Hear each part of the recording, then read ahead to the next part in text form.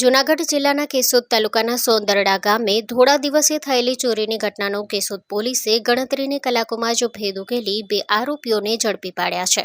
મળતી માહિતી મુજબ સોંદરડા ગામમાં અજાણ્યા તસ્કરોએ એક મકાનને નિશાન બનાવી સોનાની ચેન અને રોકડ રકમની ચોરી કરી હતી.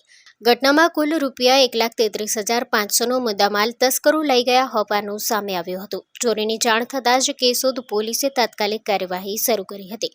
પોલીસે ટેકનિકલ સર્વેલન્સ, પૂછપરછ અને અલગ-અલગ દિશામાં તપાસ હાથ ધરી ગણતરીના કલાકોમાં જ 2 શંકાસ્પદ આરોપીઓને ઝડપી પાડ્યા હતા. પ્રાથમિક પૂછપરછમાં બંને આરોપીઓની સંડોવણી સામે આવતા પોલીસે તેમની ધરપકડ કરી આગળની કાર્યવાહી હાથ ધરી છે. Story report by Shobhana Balas. માં motor driving, safe and sure driving. Driving એ શોખ સાથે આપની મોટી જવાબદારી પણ છે. અમારા ઇન્સ્ટ્રક્ટર દ્વારા સચોટ અને સરળ માર્ગદર્શન.